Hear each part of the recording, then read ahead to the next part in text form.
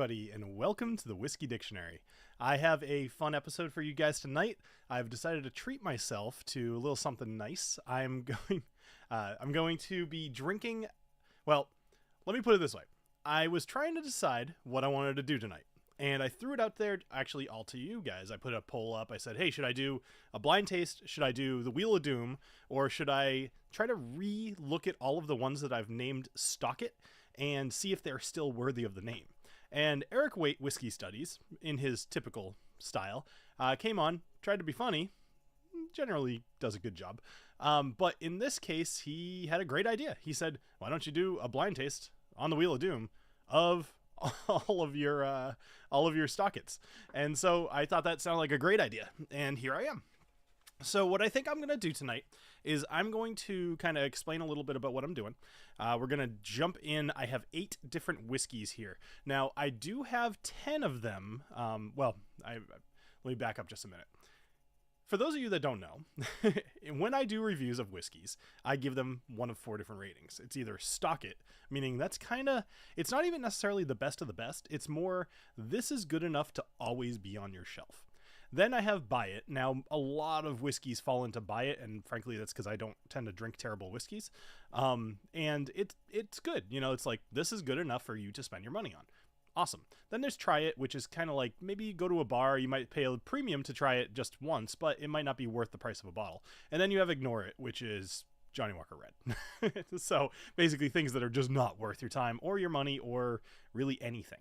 So in the case of Stock It, this I found very interesting. I have been doing this channel for almost 10 years. And in this time, let's call it 9.5 years, I have only given 10 whiskeys my rating of Stock It. And I only have 2 of them, which I didn't actually stock. And part of the reason is one of them is Elmer Teely.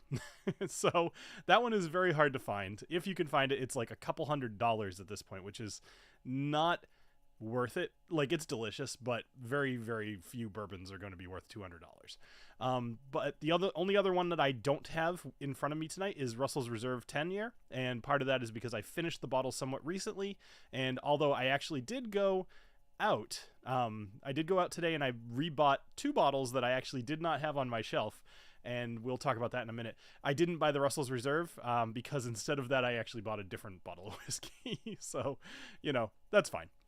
I don't need 9 bottles of whiskey tonight. I just need 8. So what I have here as well is I have my little rotating table here. This is the Wheel of Doom. Now, for those of you that are uninitiated, the idea is that it's spinning. That's what wheels do. It's spinning, and I don't know what is what, but you guys will know, because on the bottom of each one of these, and I'll just kind of take this off and show you without spilling anything, hopefully, this one is purple. Now, I'll put that back here, and by the time I look over again, I'll have no clue where it is, so, you know, just trust me on that. But you guys, I think it's fun for you to know what I'm drinking. And I have this little chart here, forgive the terrible font. I tried to make it alpha and all this stuff. But anyway, so I have this little thing here. The color will match up to what is in the glass.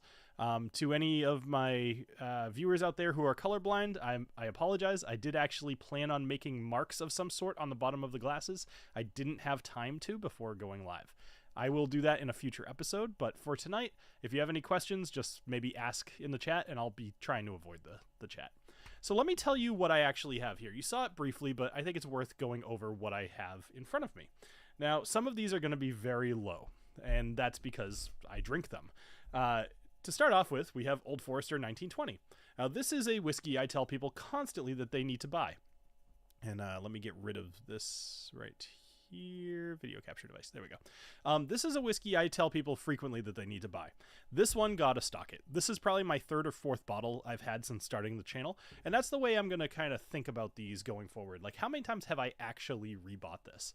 And then I'm going to go into the blind tasting, and I want to see if, after all these years, I still feel that all of these deserve to be on this list. Looking at them, there are a few that I'm not confident in. All right, so Old Forester 1920, love it. I love it. But actually, let me just take a minute to say hi to a couple people here as well. So we have Steve A, Eric, Christine, Philly, and Alex, as well as Dustin. All of you guys are here, and I'm very happy to see you. There's a bunch of other people who are silent out there, but that's totally fine. Sit there, enjoy your drink, and enjoy the festivities. But I do want to say a special thank you to Alex, who is one of my top patrons, and he is a huge supporter of the channel, constantly talking me into buying bottles of whiskey, even if sometimes they're not actually the ones that he was telling me to buy. Same thing with Steve. Steve, you've been a very big supporter of the channel for a very long time as well, and many others out there as well. So let's continue to move along. We have the Henry McKenna 10. This one got a stock it from me. I still believe so. I do know that the price has gone up a little bit recently. Hopefully it comes back down. But actually, you know, I'll keep my opinion to myself whether I still believe it or not, because that's exactly what I'm trying to do here tonight. But either way, Henry McKenna 10. Then we have the Knob Creek. Now, what I would find interesting is in the chat, if you guys disagree with anything kind of right off the bat, let me know, because I think it'd be interesting to see what you think versus what I ultimately come to. We have the regular Knob Creek that's, you know, pretty good. This one was a bit of a stretch, I suppose, but I do really like it. The Orchard House from Compass Box. A big part of what convinced me to make this one a stock it was the price is fantastic. The whiskey itself is very, very good. So this I gave a stock it, I want to say probably about 9.5 years ago. This is one of the first whiskeys I think I ever did on the channel. It's probably within the first 10. And I do want to just, sorry. I want to say that I really, really liked this one when I first bought it. So hopefully it held up. I actually went out and bought this bottle today because I did not have it on my shelf. So despite giving it a stock it, I think this is probably the third bottle I've owned. Now, another bottle that I buy routinely is Larceny. I know some people feel ways about Larceny, not like anything terrible, just more maybe it's not really worth it. But for the $25 that it costs, it's a tough thing to say it's not worth it. Talisker Storm, awesome whiskey. I've actually recently done a review of that. I'm sure you can find that very easily. And then Glenmorangie 10. So you'll notice that none of these bottles are going to be, you know, unobtainable. In fact, they're all fairly obtainable, and that's part of the reason that they get a stock it, is that you actually can. Not going to go on here and say, you know, Dark Cove stock it as much as I'd like to, although that would certainly get a very hefty buy it. And let me move these off the stage here and then go back to the chat for just a sec. So Steve says that he's got a good chunk of them on the shelf already. Of the first three, I prefer Henry McKenna. Okay. Personally, I prefer Jim Beam's single barrel, or yeah, over Knob Creek 9, but both are great. So that's actually not Knob Creek. Oh, yes, it is. I'm sorry. This is actually an older label though. This is the, you know, Knob Creek. All right. Glenlivet 12 is the only one of those I don't have on the shelf right now. I mean, if you find a Dark Cove on the shelf, stock it. Yeah, for sure. No Springbank 30-year-old, no, but I do have some Springbanks just out of frame up here. Although Dustin, I think, is buying every one in the country, so you know, leave some for us would be nice. Thanks. All right, so let me make sure that I've kind of gotten to everything I wanted to bring up initially, and then I think I'm good to start drinking. So for anybody who did just come in, this is the full list and the colors that will be on the bottom of the glass. So look for that and then drink along with me if you have some. I think that'd be fun. As always, put in the chat what you guys are drinking. That's really cool for me to see. And I like to get kind of a pulse on what you all are drinking as your day-to-day drinks. Like you might have picked out something special. Cool. But I'd rather you pick out something that you love. And if I haven't reviewed it, that's kind of a good sign that maybe I should. All right, let's go ahead and pick a whiskey. All right. So we have these. Now I do this kind of blind. I don't look, although they're all, I mean, I could look right at these things. They're all black. Super cool Glencairns, by the way. If you don't have black Glencairns, you definitely should. They are some of my favorite whiskey accoutrements. Okay. So clearly I'm going to be able to tell a good chunk of these apart from each other because I've drank a lot of these. I'll be honest, I don't really have a plan here other than I'm going to ask myself a question. Several questions, actually. So let's think of it this way. Can I identify it? Sure, maybe not. But more so, can I identify it will be the last question. First question is going to be the usual, is like, do I like this? Do I think this is one that everybody needs to just have on their shelf? And that's before I really give too much thought about what it might be. The third question will be, you know, can I guess what it is? And then I'm going to try to rank them up against each other, and I just think that's kind of fun to do. And at the end of it, you know, other than the Talisker Storm, which is going to stand out like a sore thumb, maybe the Orchard House too, I'm going to see what I think about them all over words compared to each other. Okay, so first whiskey here. And again, I'll put the sticker, sorry, the words up here just so you can kind of get an idea. And I'm not going to look at the screen just so you can tell, you know, and I don't. All right, let's go ahead and give this a nose. Okay, so it smells very sweet initially. A little bit malty, just a tad. Maybe not a tad, actually. I'd say a little bit more. I will also say this is going to be my first drink of the night, so I'm not expecting fireworks as far as my tasting notes here. All right, let's have a sip. Cheers.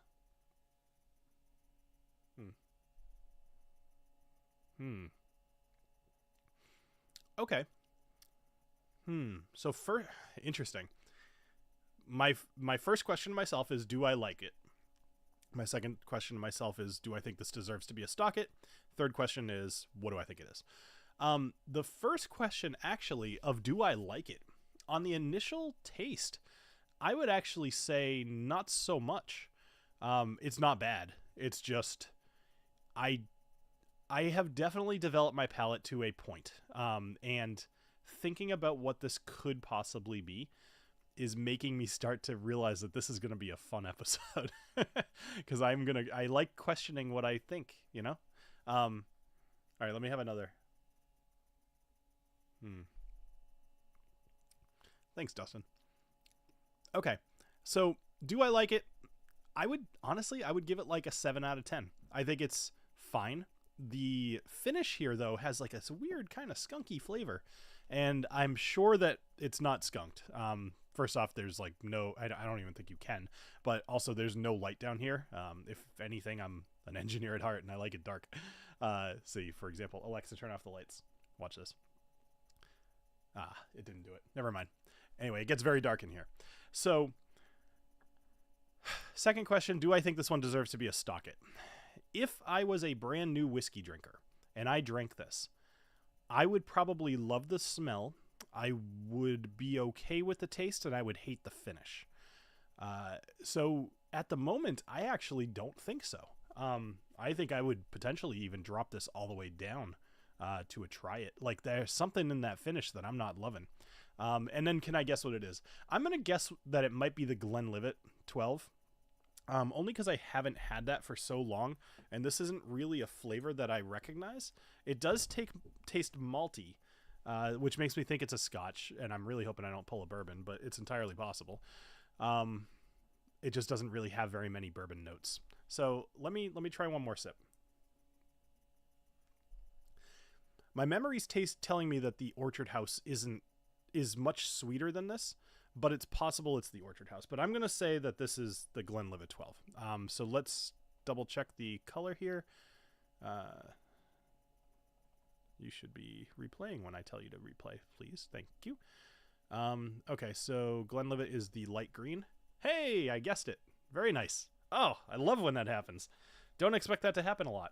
All right, so Glenlivet 12 will be... So let me know in the chat. What do you guys think? I'm obviously revisiting these things. The video exists on the internet and has for many years, and it has my rating in the video, but it was a moment in time. I do not give this a stock it anymore. If I were to try this today, I would say this would probably be like a you should buy it once, drink it, enjoy it, and then probably don't buy it again. Which, in my personal rating system, would end up being a try it. I don't think I'm going to change where it sits in my playlists, but it is interesting, and I feel like I might even do a follow-up video of this just to kind of not have it be a live stream, but be like quick, like, here's what I think of the 10 that I did, whatever, blah, blah, blah. All right, cool. Yeah, Demotion. I'm very, very excited that I don't know, like, I don't care about any of these as far as what I rated it previously versus what I'll rate it today. It's nice not to have any dog in the race. All right, so anyway, Glenlivet 12, currently getting demoted. I'm going to move that to a floor whiskey for the moment and move this one over. Oh, never mind. I have to compare them all to each other. All right, so for the moment, I'm just going to kind of leave that over there. Excuse me. They have changed the Glenlivet 12 over the last few years, and I was worried about that, especially with the new label. When I initially did the review of Glenlivet 12, it was the old green bottle, which is interesting when you think about that. Now, I don't actually know. I know that whiskey can be affected by UV sunlight, but skunking in the way that beer does, I don't think that is a thing that can happen to whiskey, but it can change the flavor. But when I tell you that the flavor on the finish tasted like a skunked beer, like a Corona that you just left out in the sun, that is a very good way to describe what the finish on this tasted like. And that has me concerned that maybe they should have stuck with the green bottle, because I know green bottles typically help with UV light. All right. So, prefer the Glenfiddich over Glenlivet and their competitors in the market. Yes, I actually agree. Although, to be honest, I haven't really had either one of them a whole lot, at least not the regular. I think is it Glenlivet 12? I think it is. I haven't had that one a whole lot. I have a bottle of it back there. I just haven't drank a whole lot of that. I've been going with their special releases. All right, let's pick another one here. All right. So Philly is drinking Tullamore Dew. Very cool. I like Tullamore Dew. I think it is something that I will probably still be drinking when I'm 80. All right. So let's go to the next one. Okay. I was just about to say, with so many bourbons on the table, this one's got to be a bourbon, and it definitely is. Okay. So here's your color, so you can tell what I'm drinking. Hopefully that you get that. I'll throw the stickers back up on here so you can tell what it is. That's interesting. When I hide it and then show it again, I think I just am impatient. All right. So it smells very sweet. It's definitely a bourbon. It's orange. It's low on caramel, but it is sweet. So I'm thinking probably a high corn mash bill, which, of course, I wrote down the mash bills because I'm not superhuman. I can't remember these super well. But just thinking about it, so Knob Creek has a pretty high mash bill, but it also smells a lot more oaky than this does, typically. Henry McKenna has a pretty high corn mash bill, and I would lean towards that potentially. Larceny, I don't think this is Larceny off the smell alone, but I'll wait until I take a sip. And Old Forester has a decent, actually all of these have pretty decent corn mash bill. I could give you the numbers, but that's boring. I'm going to hit back on that in a second, Dustin. I actually totally agree. Okay, so low on the oak, pretty sweet.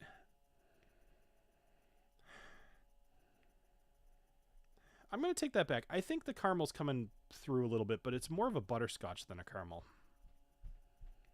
I mean, honestly, it just smells like a bourbon. It smells like every bourbon that you've ever had, except lower on the oak. All right, cheers.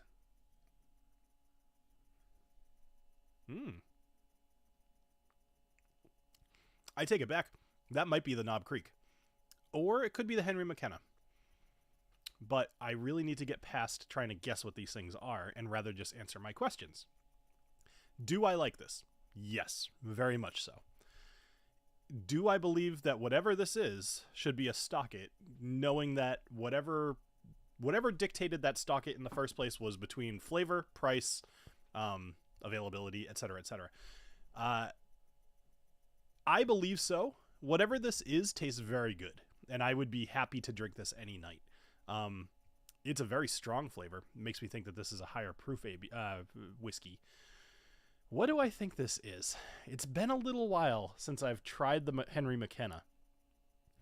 It hasn't been that long since I've had the 1920, but the ABV is about right for the 1920. Just as a refresher, the ABV on the 1920 is 57.5, whereas the Henry McKenna, I believe, is 100, right? Yeah, 100. And Knob Creek is also 100. Oh, I don't know. I'm torn between Old Forester and Henry McKenna. The oak was pretty strong, though. Let me have another sip. Did you guys have a good weekend or week, I should say?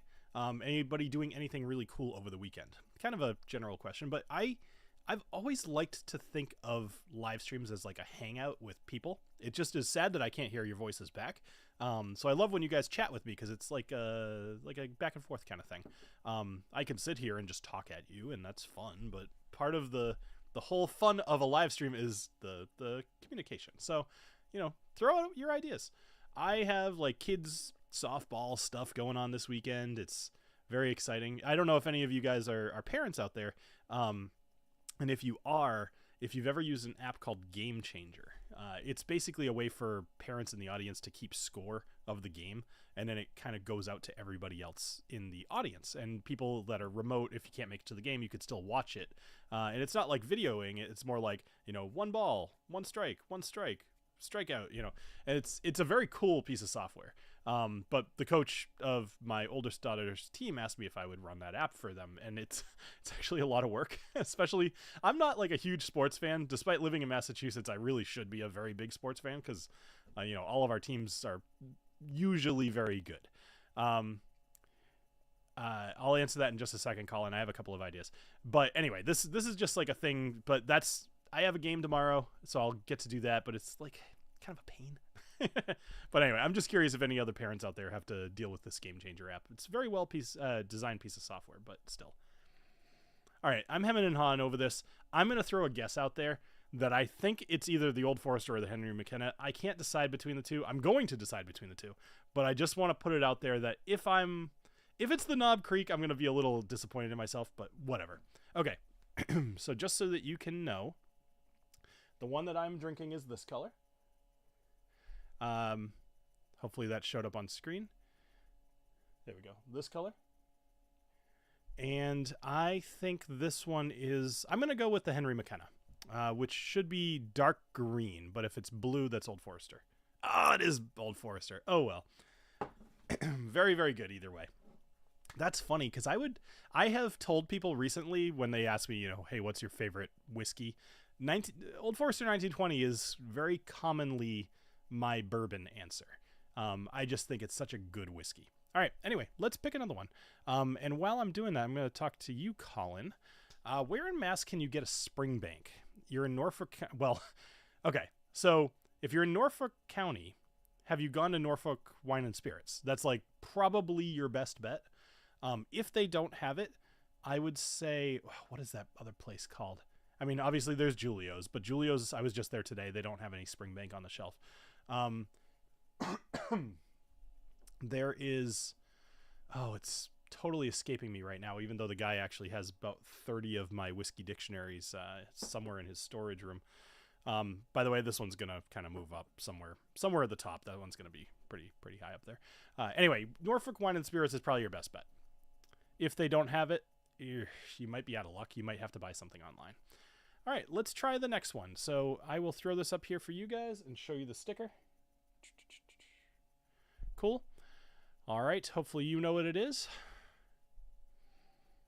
Why are ads popping up during live stream? I don't know. Let me see if I can get rid of that. I probably can. I might have had to have fixed that before things started. I don't have any way to fix that now. I'm sorry. In the future, I will try to make it so that ads don't happen during the live stream because that's pretty irritating. Sorry about that. Oof.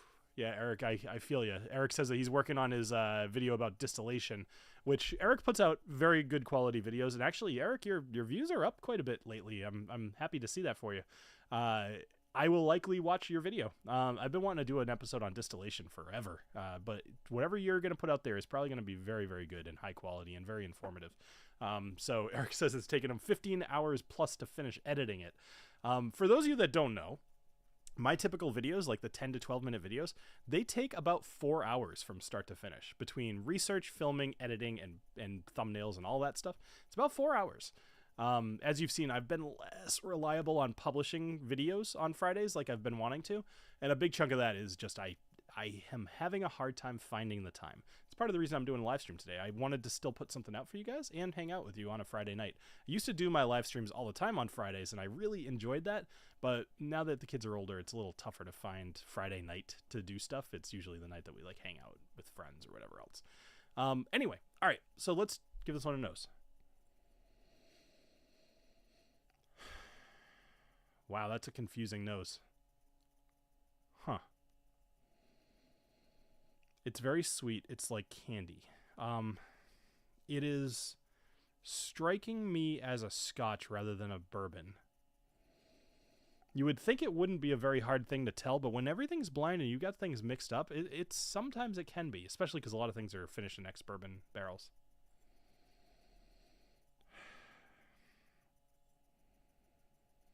Yeah, I'm definitely going to say this is a scotch. I've been closing my eyes every time I smell just because I don't want to accidentally see the sticker, so I'm not nearly that pretentious. I'm just trying to be honest. It does help with the concentration, but still. This one's a tough one. It's very sweet. Like, in my mind, it's either the Old Orchard House or it's maybe a bourbon, but that's tough. All right, so let's talk about this. Well, I haven't had a sip yet, so cheers. Sorry.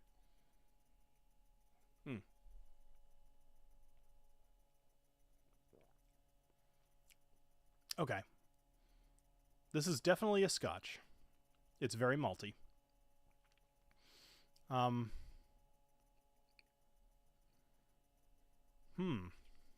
on. It has kind of like that watered down's the wrong word. Let's say it's like weaker honey kind of taste to it. It is malty for sure, but it's also crisp. It's light. It doesn't have a whole lot of barrel influence here. I don't believe anything here is sherry finished, which is actually crazy to think about because I love sherry finished whiskeys. But I went through my videos today. They were definitely accurate.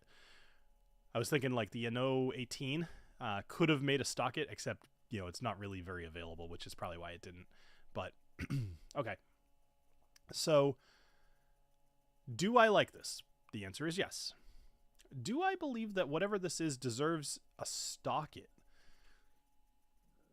This one's a little tougher because the finish on this one isn't as awesome as I kind of want it to be. Sorry for the burps. It's not as awesome as I want it to be.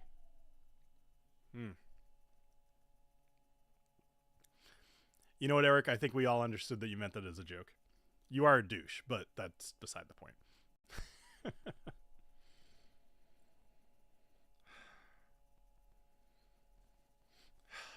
This is interesting. The nose is really making me think it's the Orchard House, but I don't remember. Like, here's what I'm stuck between. I'm stuck between whether it's the Glenmorangie 10 or the Orchard House.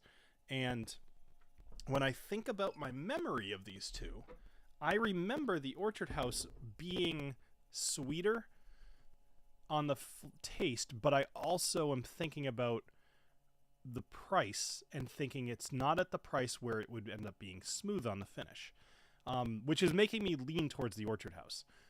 That being said, do I believe that this one deserves a stock it?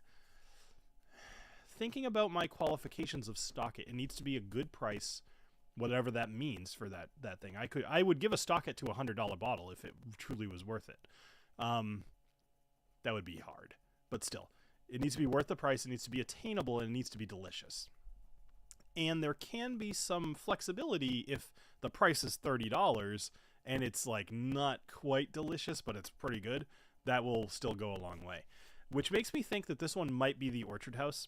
But anyway, so whether I would give this one a stock it or not, I'm on the fence here. I would be inclined to degrade my rating of this if it's the Glenmorangie 10, but not if it's the Orchard House. And again, that's because of the price tag. So let's go ahead. I want to find out whether this is the Orchard House or not, but that's going to be my guess. I believe that this is the Orchard House. Watch it be like the Knob Creek. So this one should be yellow. Hey, look at that. Nice. I'm 2 for 3 so far. So Orchard House I'm going to leave it as a stock it, but this one, if I had a rating in between buy it and stock it, that's what it would be. I think this one would definitely be a buy it once to try it for sure. It's definitely worth your money. And you might like to have this on hand to serve to people who are somewhat newer to whiskeys. That being said, so this one I need to... Okay, so Glenlivet 12 is still down. I'm going to leave this one down a little bit. I'm going to go from left to right because I have so many here. So at the moment, the 1920 is like my favorite. The Glenlivet's my least favorite. And this one's going to be probably around like the 5th or 6th place. Buy a backup. That's pretty good, Jason. I'm going to think about that. I kind of like it. If it makes you feel better, like 6.6% of the Orchard House is revatted sherry. Interesting. Very interesting. What had more ABV, which feels heavier on the palate? Okay. That's a good question. I will let you know after I drink the Glenmorangie, because I'm 90% sure this is a 40%er, right? Or is Glenmorangie 40%? Oh, it's 43. I always love 43% because it makes me think that the distiller did it for the right reason. Like, they could do anything that's 43, they could do it 40 and they could make a little bit more money. But if you go 43, it makes me think you actually believed it was better at 43, not just a money grab. And then the Orchard House was 46%. So that's interesting. Okay. I'm going to start losing track of things. Sorry for the noise. I'm going to move these over here so that I can know that I picked those already. So this should theoretically get easier. Except I have the Talisker Storm, which is going to stand out. I have the Larceny, the McKenna, Henry McKenna, the Glenmorangie, and the Knob Creek left. This is interesting, and I'm enjoying this. This is fun. All right, let's go ahead and pick another one. I'm going to switch these around, space them out properly. All right. Okay. Let's go for this one. You are the chosen one. All right. Get rid of you. I do have one of those little, I don't know what you call them, but the stream something or others. It's got like buttons that will do all this for me. I just haven't set it up yet, but it should be cool. Has anyone had the Peat Monster cast strength? Oh, God, I wish. If anybody out there, if you end up getting the Peat Monster cast strength and you're willing to send me a sample, please let me know. Because I haven't seen it here. If it's around, I'll totally purchase it, but I don't know that we're going to get them here. Massachusetts kind of sucks for whiskey, which is tough. It's actually why I fell behind on the Bookers, that and the price. But like, I used to love being the first person to put out every Booker, and then everybody lives closer to where it's made than I do. So it kind of stopped being a thing. How many bottles of whiskey have you tried already? I finished 200 bottles over 3 past years. That is a wonderful question. I'm going to guess your name is pronounced Yevgeny.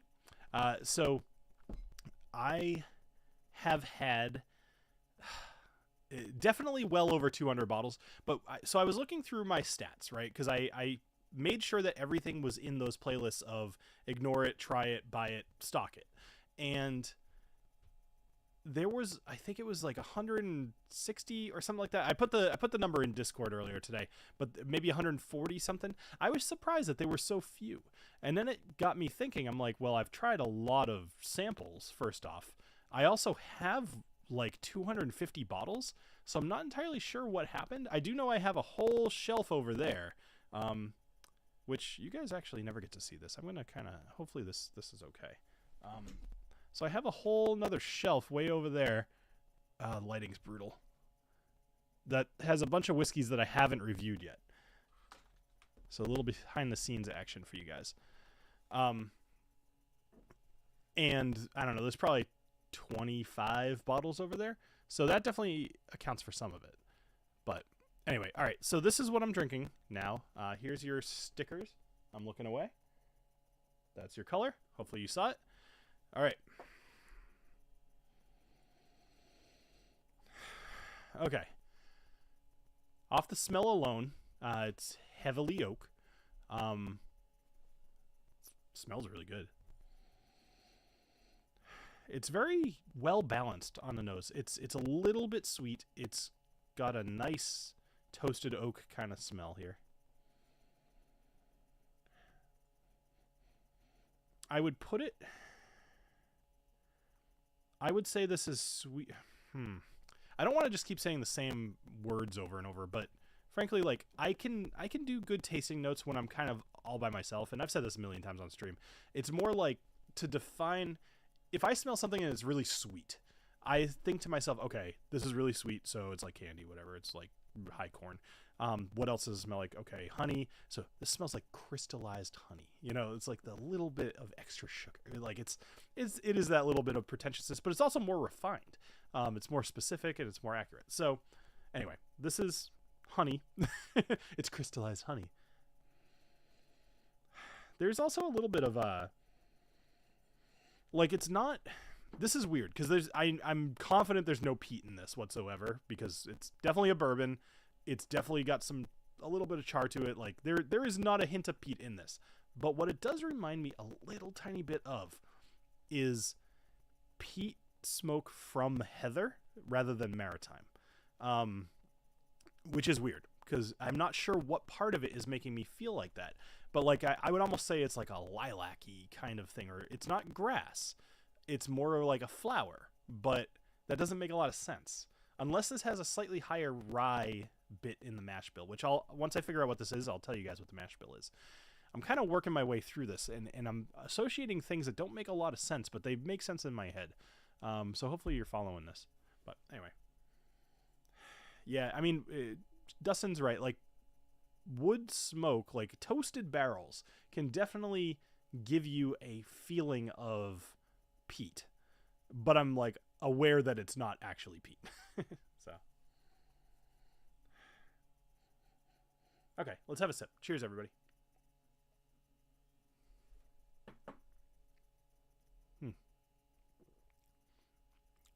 Ooh. Okay. That has a little bit of heat to it. I like it. That's delicious. Okay. Do I like it? Very much yes. Does this deserve a stock it? Given the flavor here, I'm definitely going to say yes. But the reason for that is I feel like the flavor would work both really well on its own, but also as part of a mixer. Which makes me inclined to think this might be the Knob Creek, but it tastes a little bit heavier on ABV than what I would expect for that. It's definitely not the Larceny. I don't think it's the Henry McKenna, because it doesn't have as much depth of flavor. I'm like really confident that this is the Knob Creek. Hey, what's up, Dustin? Nice to see you. Wow, I always like when you jump into the stream. So New Game Plus, for anybody out there who's a fan of retro video games, I know that's not entirely what we do here, but it's definitely something I do. New Game Plus is one of the best podcasts about the subject that you could possibly find. They've been doing their channel or their podcast almost as long as I've been doing the Whiskey Dick. So that's a weird thing to say out loud. And Dustin owns a rabbit, which is about the size of like this. So it's a very, very big bunny. Anyway. Okay, so I'm going to put this out there. I definitely feel like this one deserves a stock it for its versatility. Also, it's delicious. I'm going to guess this is the Knob Creek. So, which means that, let's see, what would it be? Let's deactivate that, bring it back. So if this is red rather than pink, then I'm right. Haha! 3 out of 4. Okay. Here's the question. No, it's not even a question. Knob Creek behind the 1920 for sure. Okay. It's like crystallized honey from bees that got pollen from honeysuckle growing next to a mulberry bush on the eastern-facing hills. Well, clearly. I mean, that's like your opinion, man.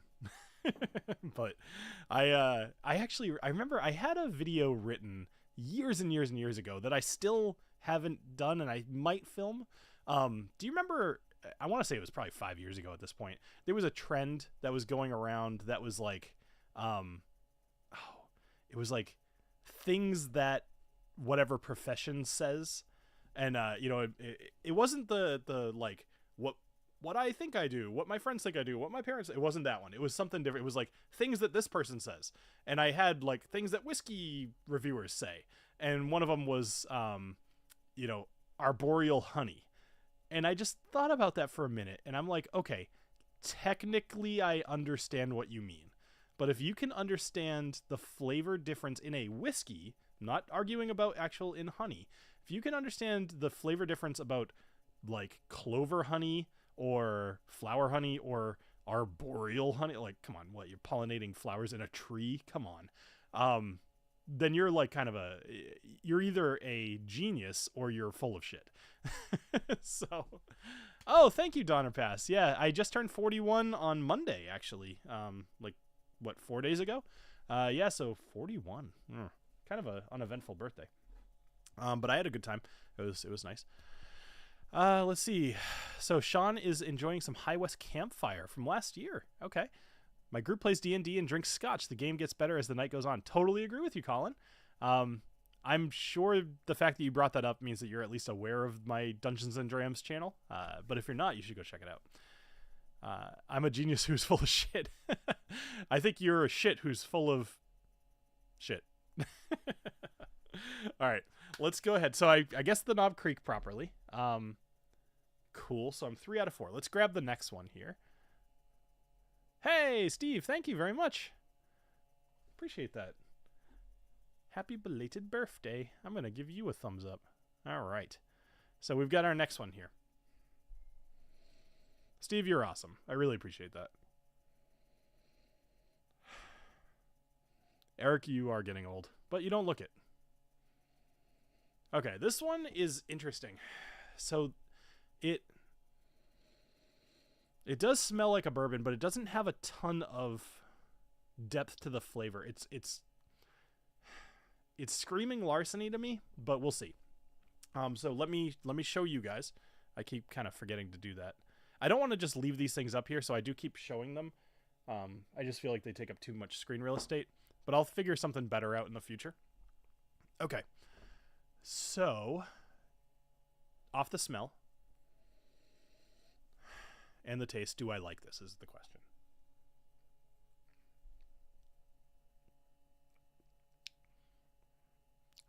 Okay. Yeah. Do I like this? Yes. There's something about this flavor that just kind of does it for me. I think it's that it tastes toasted, and there's not a whole lot more to it. The depth of flavor here stops very, very quickly, but it's robust enough that it doesn't like, I'm leaning towards thinking that this one's Larceny, but again, I'm the worst at this. All right, so do I like it? Yes. Do I think this deserves to be a stock it? Based off the flavor, I would say probably yeah. I would enjoy drinking this one. It's one of few that I think would probably taste better over rocks, which is not something I typically do. And I don't think that it needs that in order to taste good, which, could be a thing. But I do think that it would just taste better cold. Like, could be refreshing. I also think it would mix well. So I think this one probably would be a good stock it. Now, what do I think it is? I think it's Larceny, would be my guess. It doesn't have the depth that I remember Henry McKenna having. I might live to eat those words, but we'll see. It does taste pretty good. And it's just a tiny bit harsh on the finish, which makes me think it's the Larceny because, again, you're not paying for the age of the whiskey to smooth out. And this is 92 proof, so it kind of explains everything. Let's see if this one's the Larceny. So if I'm right, then this one I believe is pink. Yep. All right. So this will be pink. It's pink. Woo. All right. But I am going to move that further down. So, okay. I'm going to put I'm going to put Larceny. I'm still going to keep it in front of Compass Box. So if I have to put these here, I have a few empty spaces. I have 5 total, and I have 3 empty spaces. 1920 is still definitely the leader. Followed by, what was this one? What was the red? Knob Creek. And then, so it's interesting, the scotches are kind of moving down. Now, the only ones I have left here are Glenmorangie, Henry McKenna, and Talisker. So I would like to think I'll know which one I'm drinking, but that doesn't mean that my questions will change. Yeah, you've got a good point, Eric. I probably should be drinking some more water. Part of it is I'm really taking like 1 or 2 sips of each one, and I'm not tasting for nuance, but you're totally right. By the way, let me take a minute just to tell you guys. So I'm almost sold out of my, what is it, the barrel? So for those of you that don't know, I do have some single barrels available. I'd like to move these a little faster. So if you've been on the fence and you're thinking about it, it's a good time. I have literally one of these left. It's whiskeydickpics.com, because of course it is. You can find a link to that down in the description, I'm sure. If not, it's whiskey with an E, and then DICPICKS. I have Starward, which is Australian, this one's probably my favorite of the 3. And then we have Stellum, which is a rye, which rye in general is hard to do right. I like to think I picked a really good one here. I'm not going to sell you as hard on this one, only because I feel like it will feel disingenuous. I like all 3 of these. Actually, I should say I love all 3 of them. I obviously picked them for a reason. But the Starward's my favorite, the Barrel's my second favorite, and the Stellum is my third favorite. But if you're interested, definitely check them out. They're all pretty high ABV as well, because of course they are.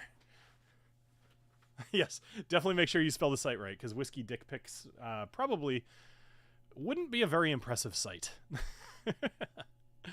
All right, let's go ahead and grab our next one here. All right, so I'll just pick whatever one's closest to me. I think I'm going to leave that up there for a minute, just so you can watch those two do a little spin around each other. Okay, so the nose so far on this one, here's the color, and here is the chart. So, just to be sure, if you do get one to share, a whiskey dick pick. Yes, for sure. To be fair to the scotches, all of those around the same price, but you can get great bourbon under $40. Yeah, no, you're totally right. This is an interesting collection of whiskeys that I would never put together on a blind tasting. There's too much that's just clear from the smell and the taste. What's your top 1 single malt, non-peated whiskey, and top peated, if it's possible to answer that? Let me think about that for just a minute while I'm kind of nosing this. So you want my top single malt scotch that is both peated and another one that is not peated. I mean, I'll tell you right away, Port Charlotte 10, as far as something that you could actually buy, that would be my peated. I love that whiskey. Ardbeg 10 is pretty high up there. If I had to go with something that is like almost unattainable, I mentioned it earlier in the episode, probably the Dark Cove. I haven't, or maybe one of the Black Arts from Bruichladdich, but it would almost certainly be something from either Bruichladdich or Ardbeg. Those are my favorite distilleries. Does price matter? Oh, you're asking him. I guess that's fine.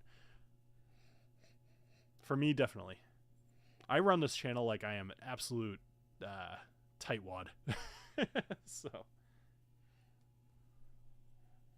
all right, on the nose here, I'm kind of just thinking like it's not a very impressive nose, but it does have a little bit of ABV to it, which means it's either younger or it is higher ABV. I'm not sure, but cheers.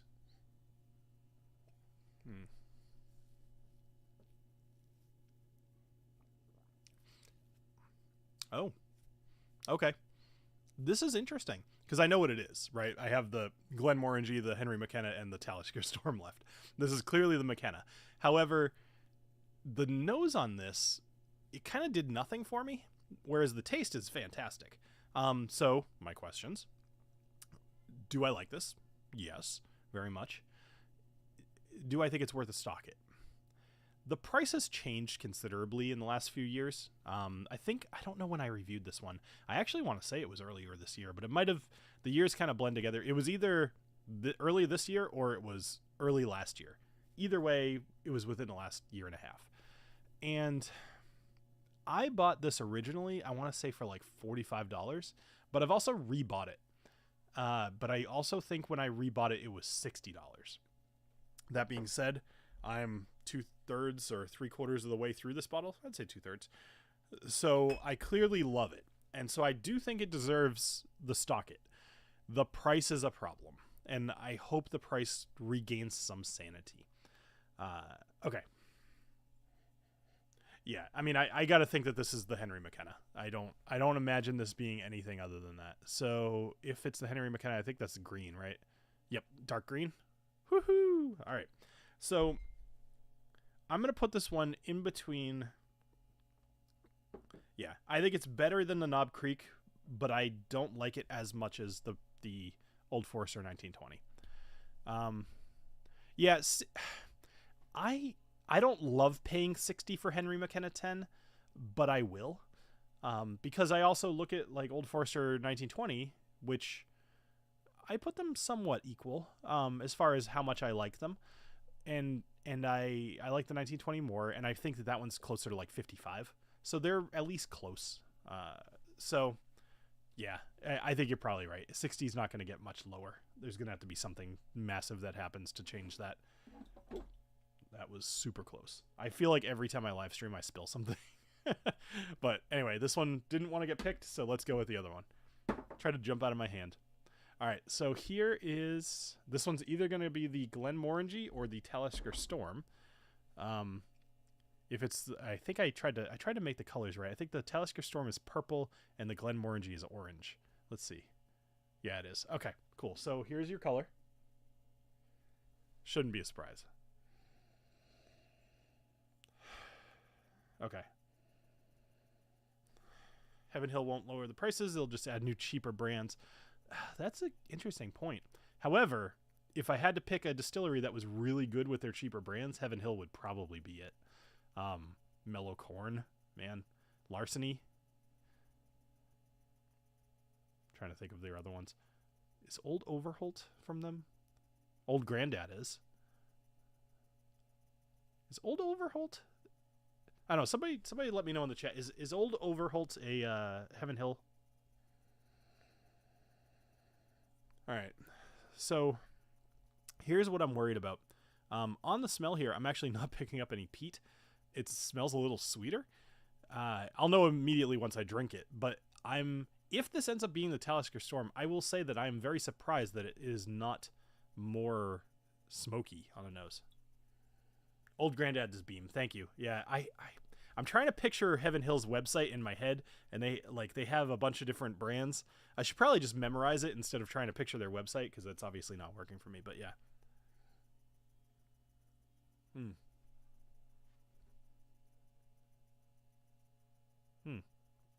Okay. Well, this is the Talisker. So, do I like it? I do. However, I'm shocked at myself for not putting Ardbeg 10 on my Stock It, and I'm going to have to double check that I didn't miss that video.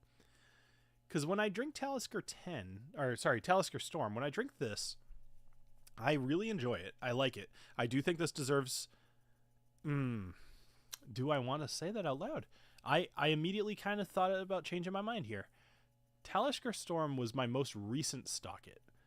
And I do believe it is one of my favorite no-age statement peated whiskeys.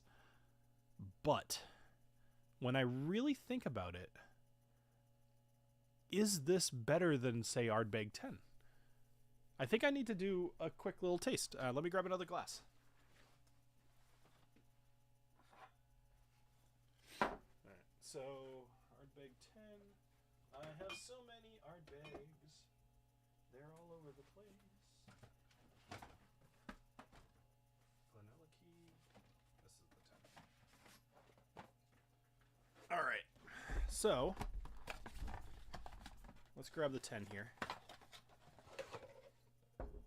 I thought that said 7:35 for a second. I was like, how the heck did I do this all in 35 minutes? All right, let's have the 10 here.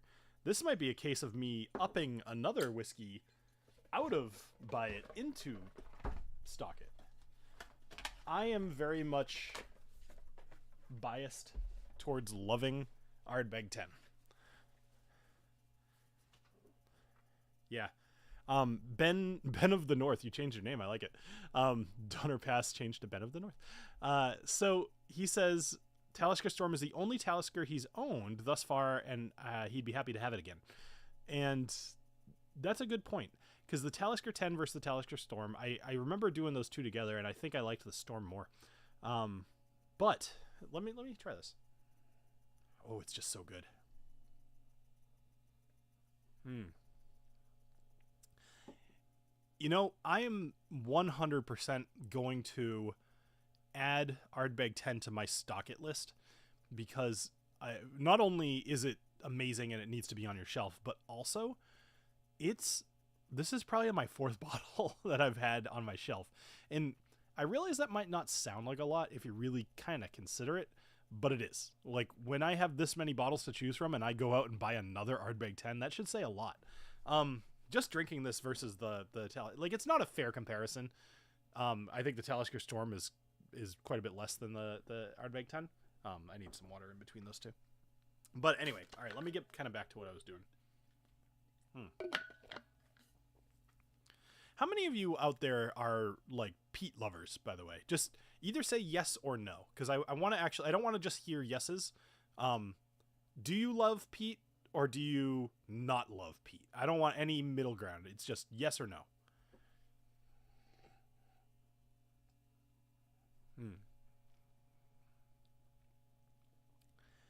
I'm going to move Talisker Storm off of my stock it, but it is a heavy buy it. It's still going to be in front of Glenlivet 12. All right. Everybody loves Pete. I want to see somebody who says no, because I want to know what you think is like your top whiskey. But I also am very aware that, you know, we have a saying that all roads lead to Isla, right? And I just am interested in people who don't love Pete and what they like more. Excuse me. I didn't even check this one. I know for a fact that this is the Talisker. Wait a minute. No, that can't be the right one.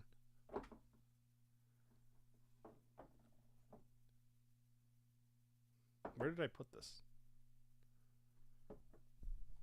Hold on. Did I do something stupid?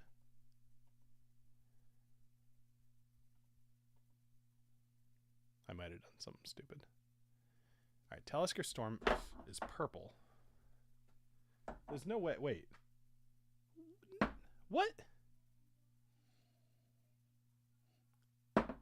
I think I did a dumb. Hold on.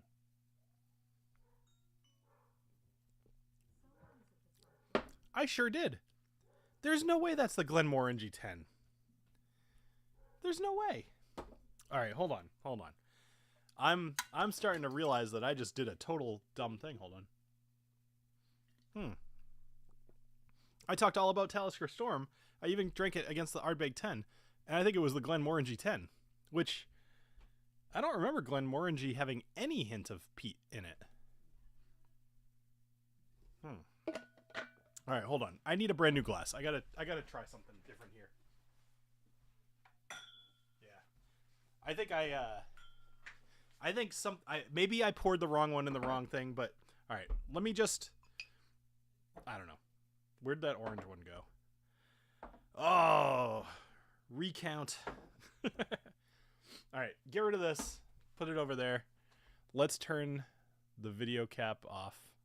I'm gonna re-pour. I'm just gonna do the Glenmorangie because I'd rather be like accurate and be confident that I actually poured the right thing.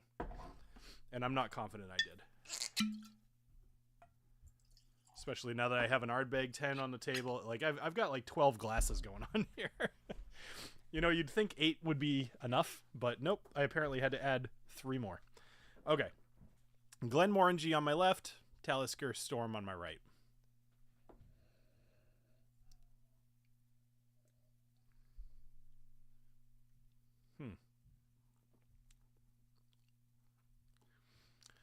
Okay.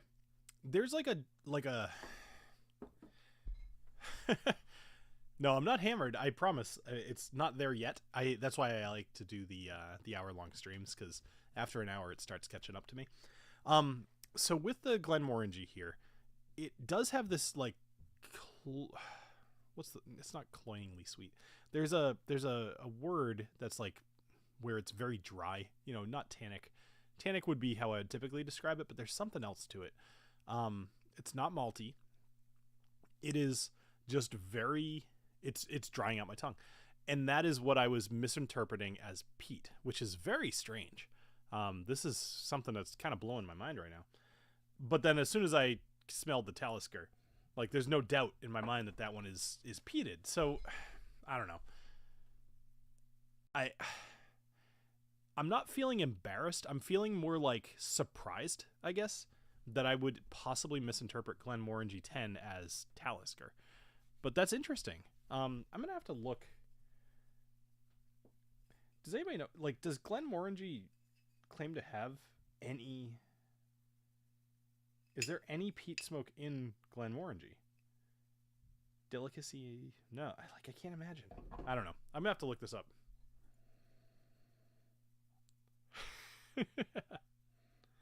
Yeah, Talisker, you're totally right. Talisker blows Glenmorangie away. Okay, let me kind of get back on track here. All right, so the Glenmorangie 10. Let's try that again.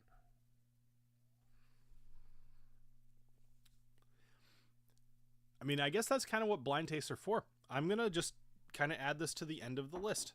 I would put it ahead of, no, I would put it behind the Orchard House. Yeah, but it's gonna go to the end. I would probably remove Glenmorangie 10 from my stock it list, based off of what I just experienced. So no peat in Glenmo. That's so bizarre. I swear, it doesn't taste like peat, but it does taste like something resembling peat. That is wild. All right. Anyway, I would dare you all, if you have a Glenmorangie 10, put it up against two other single malts. Like, I don't know what it would be. I mean, honestly, if you have Talisker Storm, put it up against that and something else. I would be interested to know if I'm just wildly out of touch here because I've 7 or 8 whiskeys deep, or if it was totally that close. All right, there we go. As far as the Talisker Storm, let's get back to that.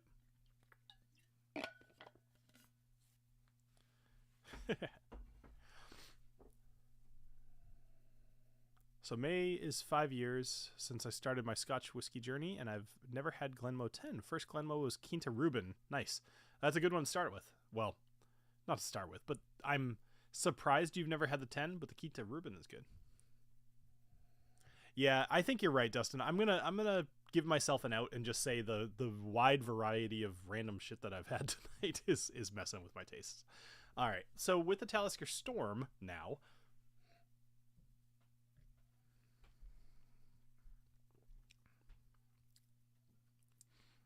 Yeah, I mean, it's funny tasting it like it's very clearly different than the Glenmo 10. I'm gonna, you know how like you have those memories from high school where you're like, oh man, I can't believe I said that, and like nobody else remembers. This is one of those things that's gonna haunt me in like 2 years. Like, hey Bill, you remember that time that Glenmorangie 10 tasted peated? Like, ugh. All right. Anyway, do I like this one? Absolutely. Do I think this is a stock it? I'm kind of still on my Ardbeg 10 being more so than stock it. You know what would be interesting? If I were to choose a single whiskey from each category, even allowing for nuances between them, like, sherry finish, but then you can have Oloroso or PX or the third one, whatever that is. That would be interesting if I were to allow only one to be like my champion of that group. That would be fun. I'll have to think about that. Thanks, Charles. Appreciate that. All right. Would I keep this one as a stock it? I think so. But it's close to getting replaced. I would also give Ardbeg 10 a stock it. So I'm going to have to revisit that. That's very cool. All right. Anyway, so who thinks I should mix all of these together and have a sip? I kind of do. I kind of think so. Let me hear about it in the chat. Do you guys want me to should I also include the Ardbeg 10? I think I should. I'm going to mix everything here. Okay. And then we'll have that be our outro for the night. That sounds like fun. I literally needed one person to say do it, and it was Dustin. Of course it was Dustin. All right, let's mix all of these together. There's no way it's going to fit into a single cup. I might... Hold on one sec. Do you really have to ask? All right, let's do this.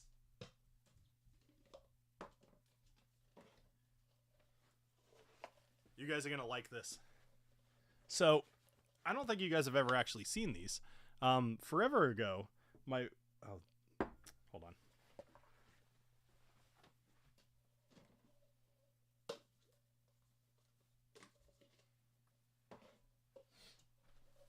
Okay, try that again. So forever ago, my wife got me these plastic cups that say the Whiskey Dictionary on them. I think she got me like 50 of them. And she was like, I couldn't order it in a smaller amount, so I just got you a ton of them. And I give them out to people when they come here. Like if they come to drink whiskey, I usually serve them water in them. And then they take them home. It's a little souvenir from the Whiskey Dick's basement. Better than what most people get with Whiskey Dick. This is almost an entire cup of whiskey. Shoot. Knew that was going to happen. It's almost like the more you drink, the more likely you are to spill, especially when you're going fast. All right. There's a reason I started stocking paper towels down here. All right, so. Yeah, a good cup for beer pong. Oh my god, somebody would die. Which could be funny. Could you imagine how hammered you would get if you just downed this thing? Oh my god. All right, let me move this off to the side. Okay, so let's do this because I want you to see just how much whiskey is here. Let's do this. Look at that. It's like right at the top of the inner circle here. Right at the top, like right at the word the. Oh, that's wonderful. All right. Obviously, I'm not going to drink this whole thing, but I will take a nice big drink. Let's swirl that. Give it a little swirly. 75%. Yeah, it's about 75% full. Yeah, that's about right, Christine. You know what's worse is that I'll probably drink this over the course of the whole night. What is it? It's only 8 o'clock. I've got plenty of hours left. All right. Thank you all for joining me here on the Whiskey Dictionary. I hope you have a great rest of your night. Cheers.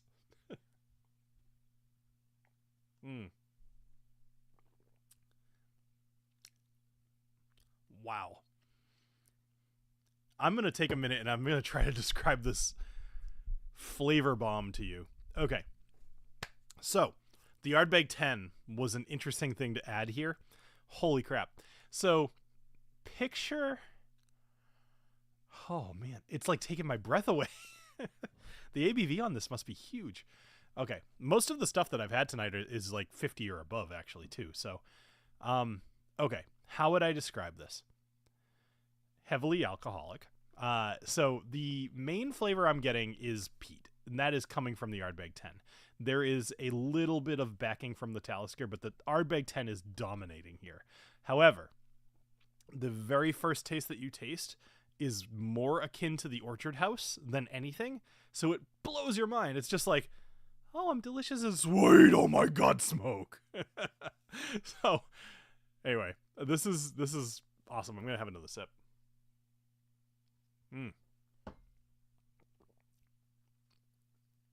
Well, I didn't say I wasn't going to get drunk at the end of the stream. Yeah, this is not terrible. If this was a whiskey, I would drink it. But probably only because it tastes a lot like Ardbeg 10. Very, very good. All right, anyway, thank you everybody for joining me here on the Whiskey Dictionary. Steve, thank you very much for the super chat. I appreciate that. And I think... Actually, you know what? Now that I have the active feedback, let me ask you guys a question. So, I have, you know how I've been doing those shorts lately of the, like, you know, guess the bottle and it, like, kind of comes into focus or whatever? Like, those are fun, but I don't want to keep doing those every single week because I think that they're going to get old. I have this idea that I want to put out a few different types of shorts, and I want to kind of cycle through them. One of the ideas I have is suggesting a whiskey flight, like, whiskeys I think go well together. Is that interesting? Would that matter to you? Would that be fun to see? Also, I think I would probably do maybe like a short from whatever live stream I do. I would do obviously the short of, I'd probably do that guessing one because I think that's kind of fun, but I don't want to do them every week. And then I also have things like these where I have, so this one's the Barrel Rye Batch 4. And I have like 20 other samples over here. that have been sent by various distilleries. I'd like to do those. There are other whiskey people doing reviews as shorts, and that's fine. Like, I'm happy to do them too. But I'd like to kind of cycle through these things. Like, do you guys like doing the guess what bottle it is, or should I stop doing that altogether? No more shorts. Shorts suck. I kind of agree with you, Ari. You have to do shorts. If you don't do shorts, your channel is dying. As you can see by my views, I struggle to hit 1,000 views now. It's insane. But anyway, no one who watches lives cares about shorts. That's true. Maybe. That's a really good point, because I actually don't watch a whole lot of lives, but I tend to watch a lot of shorts. I don't watch shorts. No more shorts. Shorts suck. Hi, Dustin. Okay, maybe I won't bother with shorts. If you ever want to do a true blind, you should drink with a blind man. I'm total. Want to drink. Yeah, why not? I only do question shorts. Steve A, it's what is in your shorts that count. Just do long form and edit the long form into shorts for you. Yeah, maybe that's a better idea. All right, let me think about it. But you guys are my sounding board. Because if you're showing up to a live, then you're obviously like fans, and I'm loving having you guys here. So thank you for letting me run stuff by you. It's tough running a channel completely by yourself for 10 years. There's nobody that you can ask questions to. So having you guys there is at least helpful. All right. Thank you, everybody. I'm going to have one more sip of this because it's delicious. Maybe I will go in the hot tub. We'll see. All right. Thank you, everybody, and have a great rest of your day. I don't have an outro. Go buy my single barrels, whiskeydickpics.com. All right. Cheers, everybody.